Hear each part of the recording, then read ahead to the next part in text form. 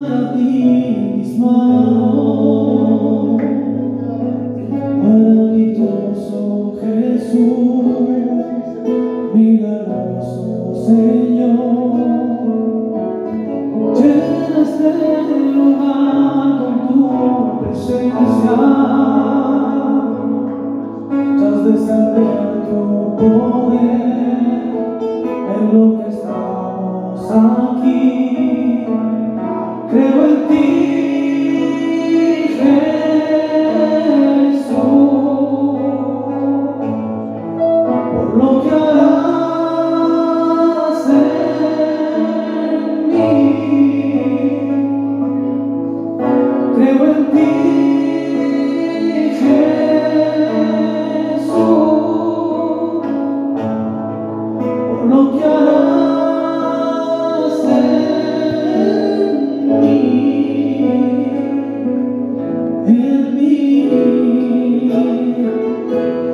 En mí recibe toda la gloria, recibe toda la honra, precioso Hijo de Dios, recibe toda la gloria, recibe toda la honra, precioso Hijo de Dios, que celebran los cielos, muévete, Señor, venga aquí tu reino. Ora Dios, que celebran los cielos, muévete, Señor, venga aquí tu reino. Ora Dios, no hay cielo cerrado y se abre, su reino se mueve aquí. En ti está nuestra esperanza. Ora Dios, no hay cielo cerrado y se abre, su reino se mueve aquí. En ti está nuestra esperanza. Ora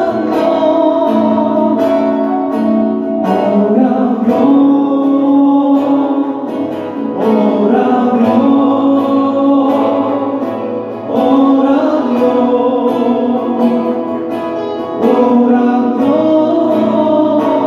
está aquí con su reino, está aquí con su reino, está aquí con su reino, está aquí, no hay cielo cerrado y se abre, su reino se mueve aquí. En ti está nuestra esperanza. Ora Dios, alléluia, alléluia, gloire à Dieu, alléluia, pour sa présence, alléluia. Merci Seigneur, alléluia. On va chanter au tout doucement. Alléluia. Escucha sus voces en este lugar, aunque parezca locura, aunque sé que no es normal, con la fe sucederá. Cosas invisibles que nadie ha tocado, sonido del cielo que nadie ha escuchado, cosas que no son normales, cosas sobrenaturales, por la fe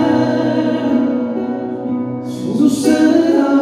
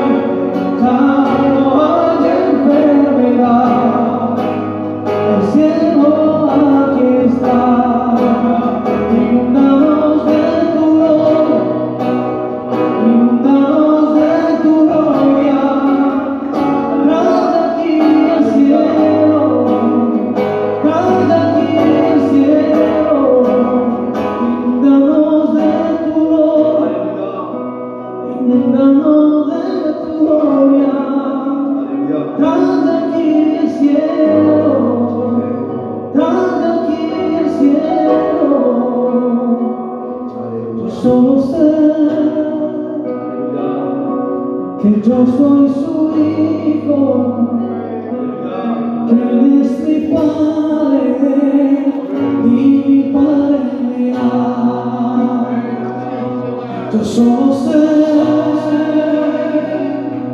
que yo soy su hijo, Él es mi Padre y mi Padre me ama. Yo solo sé que yo soy su hijo, Él es mi Padre y mi Padre me ama. Yo solo sé que yo soy su hijo, Él es mi Padre y mi Padre me ama. Alléluia, gloire à Dieu, alléluia. Nous avons la grâce d'avoir notre frère aussi avec nous. Et Dieu donne qu'on va porter la parole de Dieu. Et j'aimerais appeler sa femme qui veut nous dire quelques mots de témoignage ou une expérience comme elle a dans son cœur.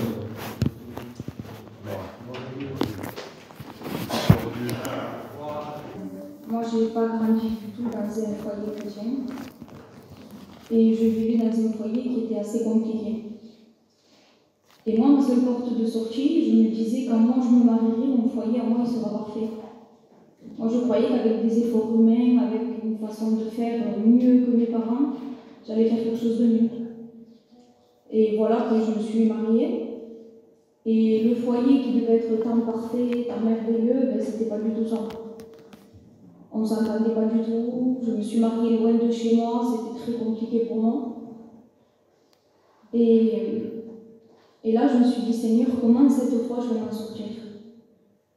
Parce que, comme je dis, à chaque fois que je témoigne, sortir du foyer de ses parents, c'est facile.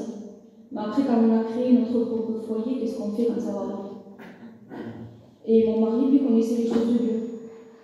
Et il m'a dit, si tu veux, avant qu'on arrête là, est-ce que tu veux qu'on essaye au moins d'aller aux réunions? Alors, je me suis dit, pourquoi pas essayer? De toute façon, qu'est-ce que ça changera? J'ai commencé à venir aux réunions. Et c'est vrai qu'il y a eu du mieux. Mais dans mon cœur, moi, il ne se passait rien. Parce que moi, je me suis vue toujours comme pas coupable devant Dieu. Il y a des choses dans ma vie qui ont fait que je me suis vue comme une victime.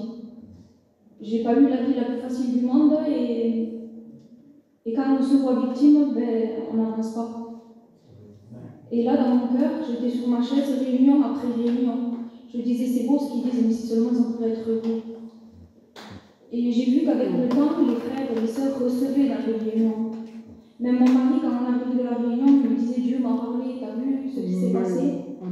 Et moi, mon cœur, il était vide. Et là, je rentrais en moi-même et je dis, Seigneur, qu'est-ce qu'il faut? Qu'est-ce qui me manque pour avoir cette vie commune, cette relation avec Jésus vraiment?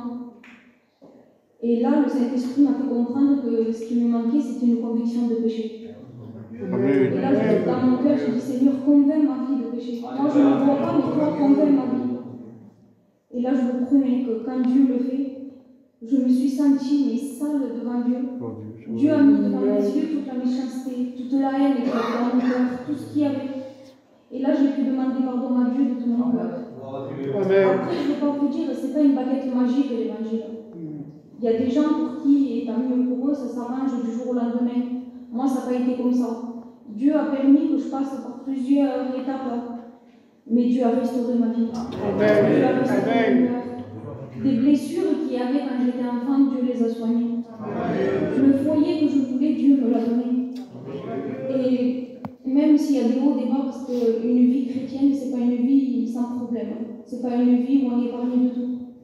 Mais quelle grâce on a quand on l'a avec nous. Parce que j'ai passé par la maladie avec ma fille, on a été pendant 4 ans dans les hôpitaux. Et bien quand j'étais seule dans cette chambre d'hôpital avec ma fille, et je sais qu'il était là.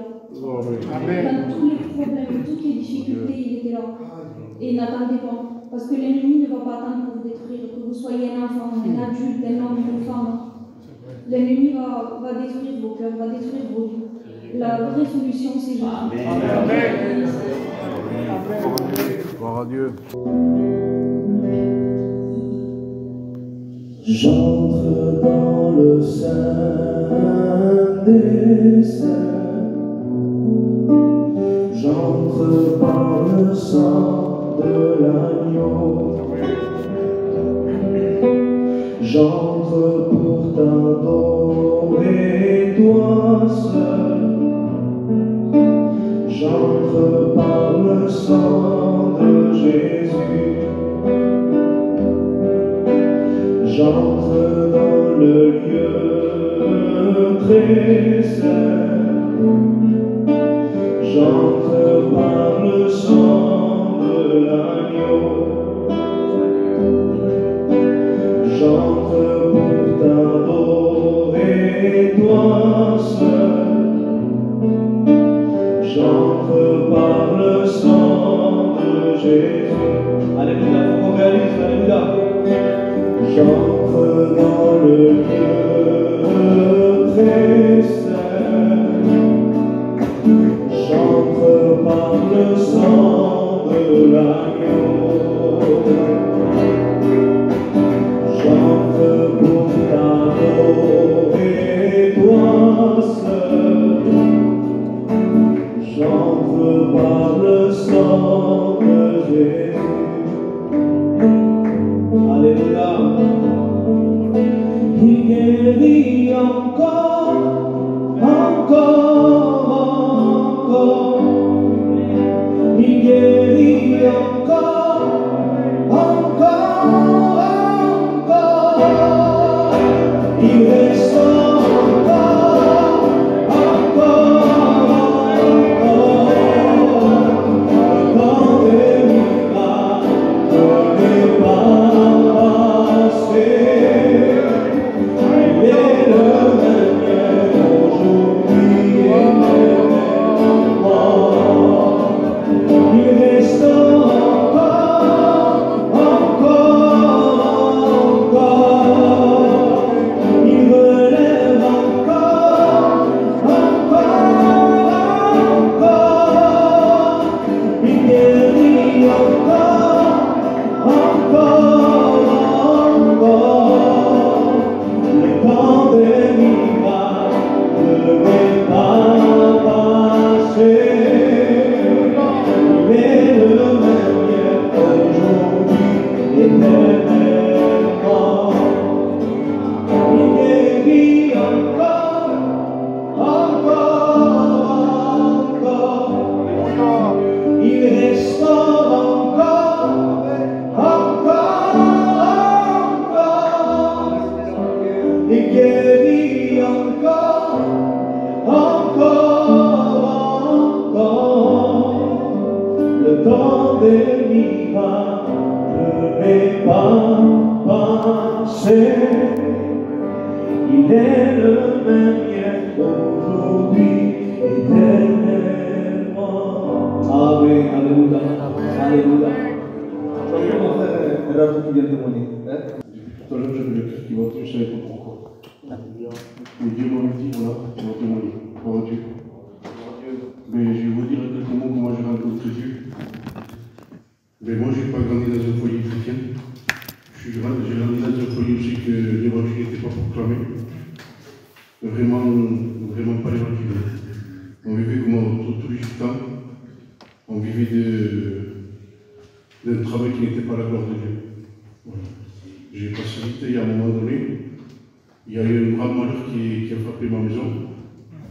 Il y a eu mon père qui est décédé à l'âge de 50 ans. Du jour au lendemain, il est décédé en fait. Il a fait une arrêt cardiaque et il est mort. Quand je suis parti à l'hôpital, c'était trop tard. Et à partir de là, j'ai rentré dans une dépression. Mais les dépressions non déclarées, personne ne le savait. Ni ma femme, ni personne. Et malheureusement, qu'est-ce que j'ai fait au lieu de me tourner dans l'évangile? Je me suis tourné vers des choses qui n'étaient pas la gloire de Dieu. J'ai commencé, avec le respect que je vous dois, à sortir en discothèque, à faire du travail qui n'était pas la gloire de Dieu. Et bien sûr, on a commencé à prendre un peu d'argent. On croyait qu'on était en train de gagner le monde, mais en réalité, on ne le faisait plus du tout. Et j'avais un manque de mon père tellement fort que malheureusement, avec le respect que je vous dois, je suis allé au cimetière et j'ai commencé à parler avec lui. Et je vous promets que là, le diable était fort. Quand je partais dans le cimetière, il y avait tout qui bougeait. J'entendais ses pas, je sentais son odeur de son parfum. Alors qu'est-ce que j'ai fait? Je l'ai cru. J'ai cru au mensonge de Satan, j'ai commencé à converser avec lui et à partir au-delà. Si ce soir je dis ça, c'est pour que les œuvres des ténèbres soient chassées du monde. Et malheureusement, ça a été encore plus loin parce que ma fille, à l'âge de 2 ans, est tombée. Il s'est ouvert la bouche et quand je suis parti à l'hôpital, le médecin me dit voilà, monsieur Sposito, il faut l'endormir un peu, il faut la recoudre. Et moi, qu'est-ce que j'ai fait appel à mon père. J'ai prié, j'ai dit voilà, papa, guéris-la. Quand le docteur est venu, je vous promets qu'il avait pleuré la petite. Le docteur s'est espanté. Vraiment, c'était profond. Je ne vais pas rentrer dans les détails, c'est juste pour vous expliquer dans les ténèbres que j'étais tombé. Et qu'est-ce que j'ai fait? Il y avait le frère Perrils qui a commencé à faire des réunions chez lui. Et si je vous dis dans quel état je suis parti dans cette réunion, c'était parce que mes cousins, bon, ils sont pas ce soir, je peux le dire. Mes cousins, en fait, ils m'avaient dit ne viens pas avec nous, parce que tu ne veux pas de l'évangile, tu nous décourages, en fait, ne viens que l'évangile. Puis ça m'a touché, en tant qu'organisateur, je dis mais ils ne vont pas m'empêcher d'aller dans la réunion que j'y étais, en fait. Et quand je suis rentré dans la réunion, je ne savais pas que c'était le plan de Dieu, en fait. Quand je suis rentré là, il y avait un serviteur qui a dévoilé ma vie. Ni ma femme, ni mes enfants ne savaient pas la souffrance que je passais. Quand je rentré dedans, le serviteur de Dieu a commencé à dévoiler ma vie. Et moi, le plus orgueilleux de tous les expositeurs, je me suis levé en place et j'ai commencé à demander pardon et j'ai commencé à pleurer devant tous mes cousins. Amen, amen. Et dès que je suis sorti de cette réunion, je me suis dit, mais qu'est-ce qui m'est arrivé? Je vous promets, je suis rentré chez moi, j'ai commencé à pleurer, ma femme me dit, mais d'où tu viens? Je croyais que j'étais, voilà, pas vivre. Je dis, écoute, là, je viens de rentrer, de sortir d'une réunion. Je dis, mais non seulement que ça passe, je ne sais pas. Il dit, je ne suis plus là même, j'arrête pas de pleurer, mais j'ai vu plein de péchés que j'ai commis. Qu'est-ce que j'ai fait? Je me suis enfermé dans ma chambre une semaine, je n'ai pas sorti de ma chambre. Plus je priais, plus je sentais la présence de Dieu. Des péchés oubliés, le Saint-Esprit me les a dévoilés. Des convictions de péché. J'ai demandé pardon à des gens que j'avais de là, j'ai demandé pardon de suite et je me suis réconcilié avec tout le monde. J'ai commencé à lire la parole de Dieu. Vraiment, il est merveilleux d'apporter la vie. Vous savez, ce poids que j'avais aujourd'hui, je vais vous dire ça, je ne sais pas pourquoi je le dis. L'évangile ne m'a pas ramené mon Père, mais je sais qu'un jour je reviendrai. Parce que la parole de Dieu le dit, et moi je le crois. Alors, c'est une assurance, là, j'étais là, je prie, je dis Seigneur, quelle assurance de t'appartenir, Seigneur. Même si nous arrive, après je parlais avec le frère, avec Manuel, je disais, même si nous arrive tout ce qui nous est arrivé, Jésus est avec nous, la sœur de la reçue. Il est tous les jours avec nous. Faites une expérience, ça vaut le coup de marcher avec lui. Gloire à Dieu, amen. Gloire à Dieu. Tu étais un geôlier, un jeune Sémané, remboursé jusqu'à la mort. De ton front sortait ce soir, si précieux. Je me m'approcher de Jésus, reconnaissant qu'il a payé, et je viens m'humilier devant lui. Je me m'approcher de Jésus, reconnaissant qu'il a payé, et je viens m'humilier devant lui. À Golgotha, tu as porté la croix. À Golgotha, ton cou est sur le bois. Et 3 jours après, tu es ressuscité. Je veux m'approcher de Jésus, reconnaissant qu'il a payé, et je viens m'humilier devant lui. Je veux m'approcher de Jésus, reconnaissant qu'il a payé, et je viens m'humilier devant lui. Et je viens m'humilier devant lui. Que Dieu soit béni. Et je vous salue dans le nom précieux de Jésus-Christ. Je suis heureux de me trouver parmi vous avec mes frères. Amen. Des frères que j'apprécie, que j'aime, mais je suis aussi heureux de voir des personnes que je ne connais pas. Amen. Parce que ce soir, peut-être on ne va pas... Je ne vais pas raconter ma vie parce que ça ne servirait de rien pour chacun d'entre vous, mais nous allons parler de la vie la plus précieuse qui a été livrée à Golgotha pour chacun d'entre nous. C'est celle de Jésus-Christ. Nous allons parler de son amour, nous allons parler de l'œuvre de la croix, nous allons parler de ce qu'il a fait pour moi, mais aussi pour toi. Parce que l'évangile, c'est pour toi. Ce soir, c'est pour toi qu'il faut que tu écoutes. Ce n'est pas peut-être pour un tel ou pour un tel, mais ce soir, l'évangile, il te parle personnellement. On ne rencontre pas Jésus à deux. On peut remplir des stades, il peut y avoir peut-être 1000 personnes qui donnent son cœur à Dieu. Mais on le rencontre personnellement, chacun d'entre nous. Moi, j'ai rencontré Jésus parce qu'il est venu plonger sa main là où j'étais. Jésus n'a pas peur de la boue, Jésus n'a pas peur du péché, parce que lui-même a vaincu le péché. Le péché ne peut pas le toucher, le péché n'a aucune puissance sur Jésus. L'homme, dès qu'il naît, la Bible dira comme cela, pardonnez-moi, il dit, ma mère m'a conçu dans l'iniquité, et je suis né dans le péché. C'est quelque chose qui est en nous, qu'on ne peut pas dissocier de l'être humain. Nous naissons le premier souffle de vie, nous sommes contaminés déjà par ce venin du péché. Mais Jésus, la Bible dit qu'il est descendu pour vaincre le péché, pour vaincre l'œuvre du diable. Vous savez ce qu'il a dit, notre frère, dans son témoignage.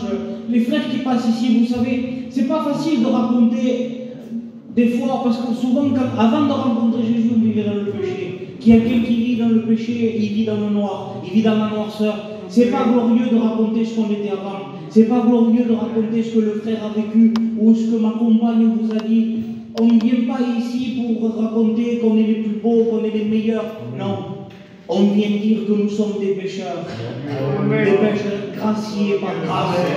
C'est ça. Mais ce que le frère et la sœur vous ont dit, c'est la pure vérité. Le diable détruit les vies, que tu sois jeune ou vieux, que tu sois de n'importe quelle nationalité que tu veux, que tu sois dans un beau palais ou que tu dormes sur un carton. Peu importe le péché, ne fait pas de distinction. Le péché veut briser les hommes. Le péché veut rentrer dans les cœurs, les noircir au plus profond comme un morceau de charbon. Et puis le diable le prend dans les mains, il le broie. Le péché ne peut pas laisser de la chance à l'homme ou à la femme. Tu sais, moi je dis quelque chose, je n'ai pas la capacité de faire compliqué, alors je fais très simple. Je prêche avec des mots simples. Moi, l'essentiel, c'est que tu comprennes que Jésus est venu pour toi. Après, de raconter des choses que je ne comprends pas, comment te les transmettre si je n'ai pas compris moi. Mais je tiens à te dire que quand Jésus rentre dans une vie, impacte un cœur, impacte une vie, rentre dans un foyer, il fait un œuvre merveilleux et complet.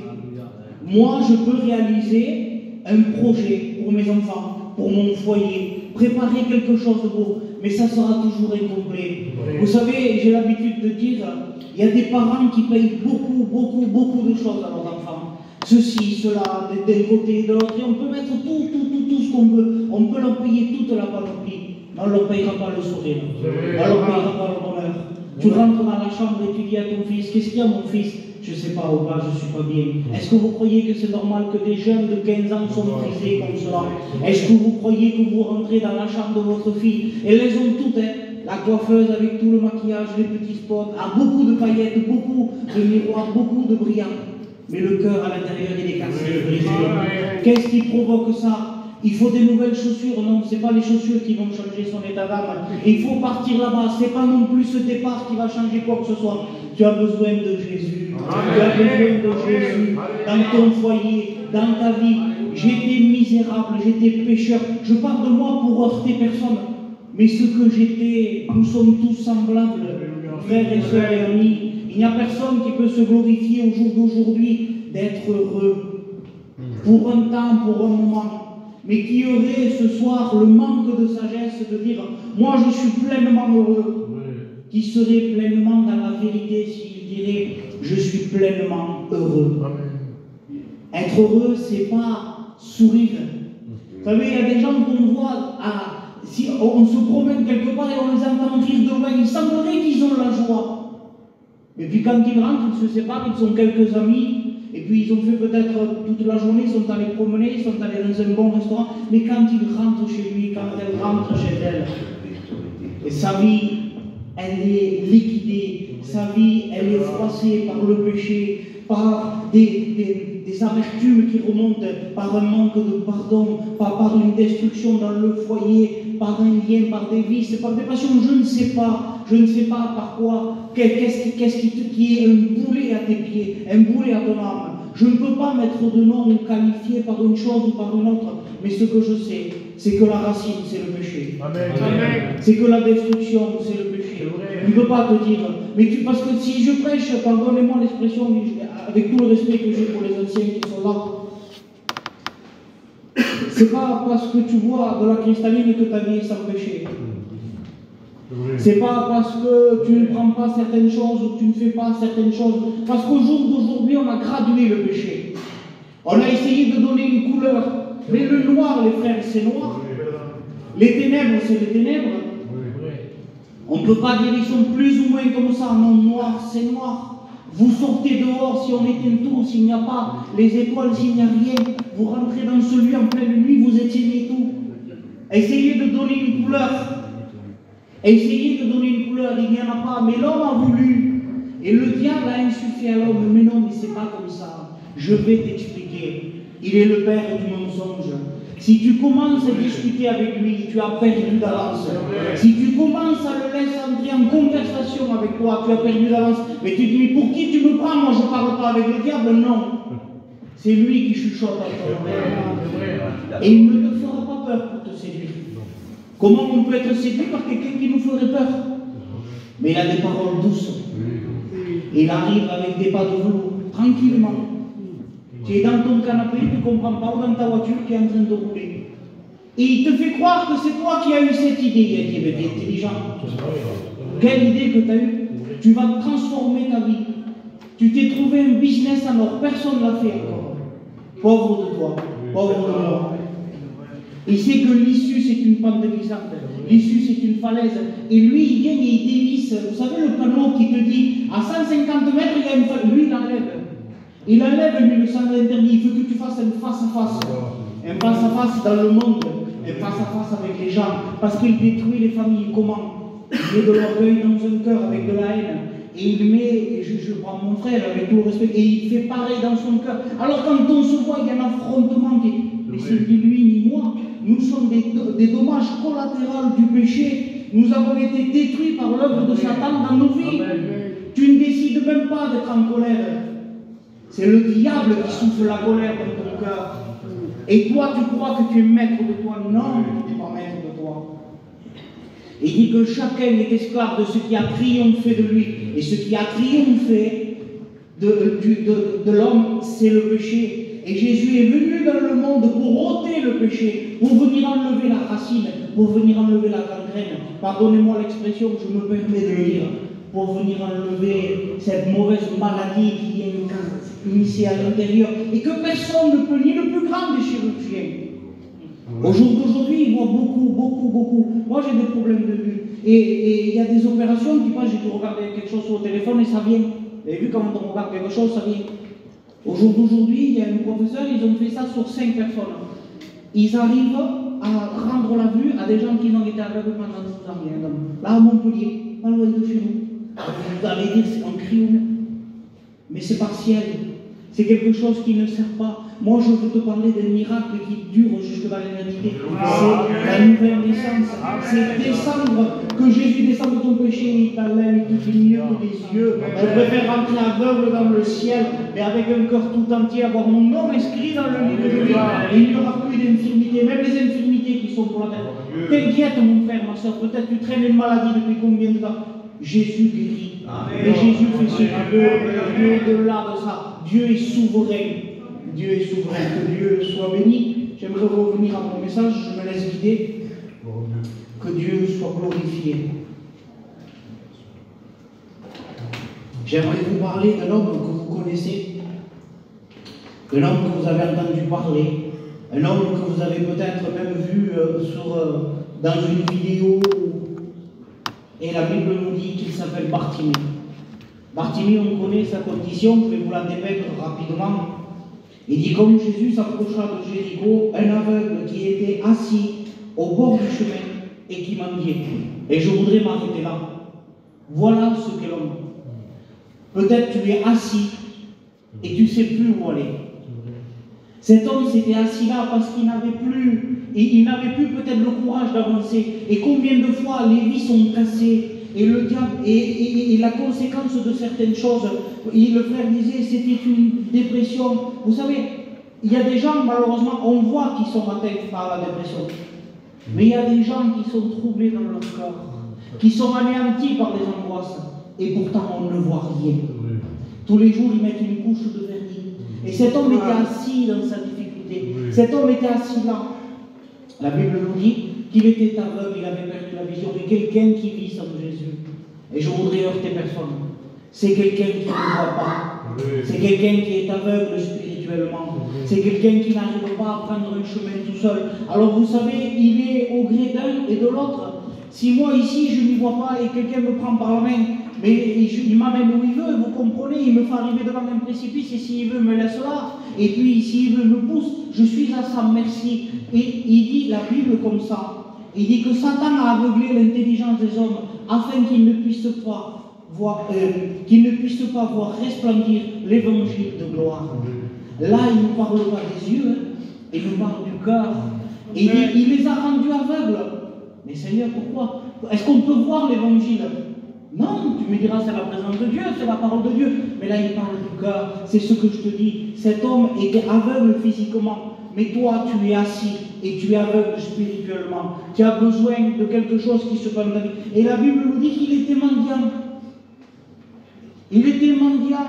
Il attendait quelque chose. Et toi tu attends quelque chose du monde. Tu attends peut-être quelque chose de tes amis, de ta famille. Mais tu diras, mais quand c'est qu'ils vont voir que je suis malheureux? Quand c'est qu'ils vont voir que je pleure le soir? Quand c'est qu'ils vont voir que quand je fais un côté ou de l'autre, que je m'agite, c'est parce que je n'arrive pas à rester. Vous savez qu'il y a des gens qui voudraient rester chez eux dans leur canapé, mais ils ne peuvent pas. Ils sont dévorés de l'intérieur tellement il y a des angoisses. Moi je connaissais des gens qui ouvraient leur porte, c'était 3h du matin. 3h du matin, c'est l'heure d'aller dormir. Mais vous savez qu'est-ce qu'ils faisaient? Ces gens, ils rentraient chez eux. Alors ils essayaient de faire une petite routine, ils prenaient un verre d'eau, ils mangeaient un gâteau, ils faisaient ceci, ils faisaient cela, et puis ils rentraient dans leur chambre. Et puis avec le respect que je vous dois, ils se mettaient dans leur lit. Et d'un coup, il y avait comme un électrochoc qui les faisait relever à nouveau. Et puis ils traversaient leur maison et puis ils repartaient. Et ils leur disaient, mais où tu vas? Où tu vas? Je reviens. Parce qu'ils ne pouvaient pas rester dans leur lit, parce que le sommeil ne venait pas. La nuit n'était pas reposante, mais il était sujet d'angoisse. Alors que Dieu a créé le jour et a créé la nuit, a créé un repos pour l'homme. Et le diable a volé le repos de l'homme. Les gens n'arrivent plus à dormir. Il faut qu'ils se droguent le cachet. Il faut qu'ils s'épuisent. Jusqu'à un moment que cette personne qui partait à 3h revenait à 6h ou 7h du matin, au petit jour, sans rien faire, assis sur une pierre dehors, peut-être à 200 mètres de chez lui, pas plus. Et quand l'épuisement venait dans son être tout entier, alors il rentrait et il tombait d'épuisement pour dormir. Et il vivait une vie de décalage. Vous savez ce que c'est? Ça, c'est le péché encore une fois. Ça encore une fois. Toi ne te dis pas, vous savez, on a donné des noms à ça. Il est insomniaque, c'est pas vrai. Je dors très peu. Quand tu dis pas un chrétien, quand tu dis pas un chrétien, ben il se lève, il se réveille dans la nuit, il prend sa Bible, il prie, il passe son moment, et puis sur son canapé, il se rendort. Ça, c'est un appel de Dieu. On est d'accord. Mais si toi, ça fait des années que tu ne dors plus, si tu es obligé de te droguer de plus en plus fort, pardonnez-moi, les mots sont forts, mais c'est ça. Ne cherche pas. Vous savez, nous, on appelle ça aussi, on l'embellit, on dit un médicament. Mais quand vous allez voir un docteur, pour eux, ce sont des drogues. Vous cherchez sur Wikipédia, vous tapez le nom du médicament, ça s'appelle la drogue. Peut-être pas comme celle que nous on imagine parce qu'on a mis des noms à certaines choses, mais ces médicaments ce sont des drogues pour que tu puisses t'endormir. C'est somnifères puissants qui prennent et qui te brisent la vie. Et tu te lèves, est-ce que tu es reposé? Non, tu es fracassé. Alors, qu'est-ce que tu vas continuer? Alors cet homme m'a dit un peu de sommeil, un peu de bonheur, un peu d'amour. On en parle de l'amour. Moi, j'ai grandi dans une famille, vous connaissez, on est quand même assez. Et puis, si on faisait un repas, je ne sais pas, pour une fête ou pas de fête, ben, c'était entre 70 et 100 personnes. Mais ça, c'était... De toute façon, on n'a jamais pu manger dans des maisons, on a toujours mangé dans des garages, il était trop. Dans la maison, ça ne contenait plus. Et puis, ce qu'on faisait, on était là, au milieu de tous. Et malgré ces 100 personnes, malgré ces 80 personnes, ces 70 personnes qui étaient de ta famille, qui t'aimaient, qui t'apportaient le meilleur, qui voulaient le meilleur pour ta vie, eh bien, tu sentais à l'intérieur de toi une tristesse et tu te sentais seul. Comment c'est possible de se sentir seul en ayant 70 ou 80 personnes membres de ta famille? Alors tu essayes, tu rigolais, tu faisais celui-là, tu restais dans l'ambiance, mais en vérité tu étais vide. Et tu rentrais chez toi et tu continues à pleurer. Et l'homme se croit que c'est la vie. Des fois, souvent de fois, le diable nous fait croire que c'est ça. Mais de toute façon, tu n'as pas d'autre chose. Alors il t'isole. Et il te dit c'est comme ça la vie. Et toi tu t'es dit ben c'est bon, on va continuer comme ça. Et cet homme-là, cet homme était épuisé au bout d'un moment, je pense. Cet homme a demandé mais c'est qui que j'entends passer? Il dit comme cela, il nous dit dans le texte, et il dit, il entra une grande foule qui passait, et il demanda qui c'était. Et on lui dit, c'est Jésus de Nazareth qui passe. Gloire à Jésus-Christ, le plus beau message de l'évangile. Tu n'as besoin de rien d'autre. Ce soir, c'est Jésus de Nazareth qui passe dans l'église de Béziers. Rien de plus. Moi, je m'efface. Rencontre Jésus. Rencontre Jésus. Si on pourrait prêcher assis avec un grand rideau, ça suffirait. Tu n'as pas besoin de nous voir. Tu n'as pas besoin. Je suis... Est-ce que vous achetez une guitare? 3 000 euros, 5 000 euros, 10 000 euros, j'en sais rien. Mais si personne n'en joue, elle ne sert à rien, eh bien je suis pareil. Je suis une guitare de 50 euros. Mais celui qui en joue, c'est Jésus. L'évangile que tu entends, c'est Jésus. C'est sa voix que tu entends. C'est son écho à lui, c'est pas l'écho à moi. Moi je ne vaux rien. C'est Jésus. C'est Jésus qu'il faut que tu entendes. Jésus passa. Et là, ça l'a interpellé. Il a dit j'en ai assez. Ça suffit. Ça suffit.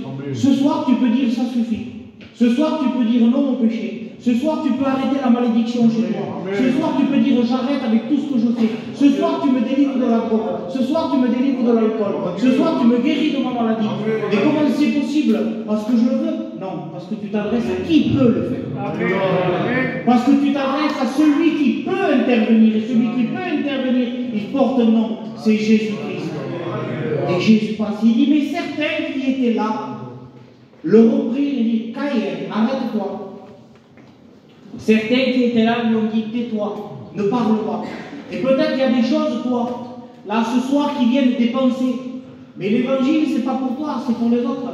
L'évangile, toi, tu n'y arriveras pas. Regarde comment tu es tenu, regarde comment tu es lié, regarde comment tu es méchant, regarde ce que tu as fait. Vous savez, les frères, le diable accuse les hommes. Ils lui font faire le péché, et une fois qu'ils ont commis le péché, n'importe lequel, il lui dit, tu es minable, tu ne vaux rien, regarde ce que tu as fait, regarde ce que tu es capable de faire. Il lui met une loupe. Quand le Saint-Esprit vient dans un cœur, il révèle le péché. C'est tout autre chose. On pourrait l'imaginer comme ça. Le diable accuse. Le Saint-Esprit vient, il s'assoit à côté de toi. Il te dit, tu vois tout ce que tu as fait. Je ne suis pas d'accord. Parce que le Saint-Esprit n'excusera jamais ton péché. Ça serait une fausse doctrine que de te dire ça. Et si un serviteur ou moi-même vous dites ça, vous me faites descendre immédiatement, vous me faites rentrer chez moi.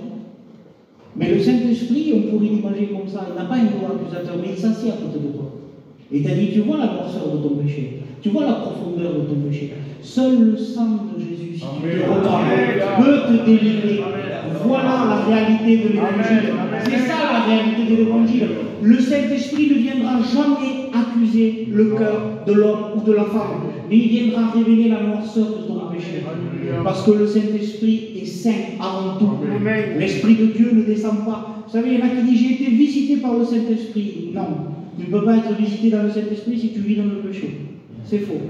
Le Saint-Esprit ne cohabite pas avec le péché. Le Saint-Esprit rentre dans un cœur une fois qu'il a été purifié, lavé. Combien de temps il faut? 10 ans, 20 ans dans le rayonnement? Tu peux venir 50 ans, 60 ans, 200 ans si tu veux. Non, non. Un instant. Un instant. Cet homme était là assis dans la poussière. Qu'est-ce qu'il a fait? Il a jeté son manteau. Il a jeté son péché. Il a jeté ce qui le ralentissait. Je ne sais pas ce qui te ralentit vers lui. Je ne sais pas ce qui te dit, mais je prendrai la décision bientôt. Je te promets, quand le pasteur et tout. Alors, qu'est-ce que tu fais toi en ce moment? Il y a 2 ans que tu viens à la Ligue, 3 ans, je ne sais pas, 6 mois, je ne sais pas combien de temps. Et quand tu vois le serviteur dire, je te promets que là, ça va aller, tu vas voir. Ce qui t'empêche de marcher, jette-le. Lui, c'était son manteau, il l'étouffait, peut-être il le pesait, il se prenait même les pieds dedans. Jette ce qui t'empêche. Et il dit qu'il courut vers Jésus. Que Dieu soit béni et glorifié. Il dit, c'est pour cela qu'il dit dans Éphésiens 5, 14, réveille-toi d'entre les morts et Christ t'éclairera. Comment c'est possible? Il dit, réveille-toi. Réveille-toi, toi qui es entre les morts. C'est impossible. Soyons logiques. Mais il dit, Christ t'éclairera. Vous savez qu'est-ce qu'il veut dire là dans ce texte? Il dit, toi qui es mort dans ton péché. C'est à toi que lever, comme Bartimée s'est levé. Si peut-être Bartimée était venu ici à être accompagné à ce point de rue où il avait l'habitude de venir, où il avait l'habitude de mentir. Là, il a fallu qu'il vienne à Jésus tout seul. Là, il a fallu qu'il vienne à Jésus tout seul, de sa propre volonté. Et quand il est venu devant Jésus de sa propre volonté, il s'est passé cela. Il dit, ceux qui marchaient devant le reprit pour le faire faire. Et il cria beaucoup plus fort, Fils de David, aie pitié de moi. Jésus s'est arrêté, ordonnant qu'on l'amène. Et lorsqu'il fut approché, il lui demanda, que veux-tu que je te fasse? C'est un peu bizarre. Parce qu'il savait la condition, Jésus connaissait la parfaite condition, comme il connaît la parfaite condition de David. Ne cherche pas, n'aie pas cette folie, avec tout le respect que je te dois, de vouloir cacher quelque chose à Dieu ou cet esprit. Il vaut mieux jouer carte sur table. Seigneur, je lève les 2 mains, moi, je ne vaux rien. Encore aujourd'hui, avec quelques années derrière moi, vous savez qu'est-ce que je vois tous les matins, je suis obligé. Je lui dis merci pour le souffle de Dieu. Mais je lui dis merci pour ta grâce. Amen. Merci Seigneur parce que je ne vaux rien. Encore aujourd'hui, je sais que je ne vaux rien. Je suis conscient. Tu me dis, oui, j'ai été justifié. Mais ce corps me fait toujours des fois. Cet esprit me fait toujours des fois. Cette chair lutte toujours que Dieu, elle ne vaut rien. Mais je sais une chose. Quand lui, j'ai tout trouvé. En lui, j'ai trouvé la rédemption. En lui, j'ai trouvé l'amour. En lui, j'ai trouvé le bonheur. En lui, j'ai trouvé la stabilité. Que veux-tu que je te fasse? Qu'est-ce que tu as besoin de Jésus? Tu as besoin comme ça, juste une amélioration de vie? Tu as besoin d'arranger un petit peu, un coup de vernis? Non. Jésus enlève tout de ta vie passée et repart sur des bases nouvelles. Il dit qu'il est la pierre angulaire sur laquelle il faut fonder. C'est lui le fondement, c'est lui le rocher. On ne peut pas bâtir une maison s'il n'y a pas de bon fondement. C'est quelque chose d'élémentaire, comprenez bien qu'on ne peut pas bâtir une maison. Quelqu'un dit, vous dites à quelqu'un, il dit, je te bâtis la maison. Mais on ne fait pas de fondation. Mais tu dis, mais non. Mais la maison, elle est magnifique, elle fait 200 mètres carrés, il y a la piscine dehors. Mais je ne rentre pas 1 heure avec ma femme et mes enfants. À tout moment, elle peut me tomber dessus. Mais nous avons besoin de bâtir sur le Christ. Amen. Nous avons besoin de bâtir en Jésus. Amen. Nous avons besoin de lui faire confiance. Fais-lui confiance. De toute façon, avec tout ce que tu as essayé, est-ce que ça s'est amélioré? Est-ce que c'est allé mieux? Ne me réponds pas, entre toi et Dieu. Est-ce que tu te sens bien dans ta peau? Est-ce que tu te sens bien dans ta vie? C'est la question qu'il faut se poser, frères et sœurs. C'est la question qu'il faut se poser à lui ce soir. Mais il dit que je recouvre la vie. Il lui confesse de son cœur, je suis aveugle. Il lui dit, je suis pécheur à mon mot. Comme toi, Seigneur, je viens mais je rougis devant toi. Seigneur, je sais que je ne suis pas à la hauteur de ton pardon, à la hauteur de ton amour. Mais quel homme est à la hauteur de l'amour? Vous savez pourquoi? Parce que nous avons été graciés. La grâce était quand même méritée. Aucun d'entre nous, si on pourrait mériter quoi que ce soit, mais on ne mériterait pas la grâce, on ne mériterait pas l'amour de Jésus. C'est par grâce. Amen. Et Jésus lui dit comme ça. Et dit, Jésus lui dit, recouvre la vue, ta foi t'a sauvé. Ça va ensemble. Et au même instant, et recours à la vie et suivi Jésus. Que Dieu soit béni. Il y en a qui veulent de la paix, il y en a qui veulent de Jésus et partir au sens inverse. Mais ce que tu as reçu là, ce frisson que tu as eu pendant la réunion, ça va se dissiper. Il dit que cet homme aurait pu partir à gauche à droite. Je ne sais pas s'il était là, si c'était imaginé, mais quand il a ouvert les yeux, il a vu Jésus, rien ne l'a attiré. Ni le monde qui avait autour, ni la belle ville où il était. Non. Jésus, il suivra Jésus. Que Dieu soit béni. Et ce soir, je t'exhorte et que le Saint-Esprit te fasse pleinement comprendre cela. Suis Jésus. Amen. Suis-le Jésus. Avec rapidité, prends une décision. J'aimerais qu'on puisse écrire nos fronts, que Dieu soit béni.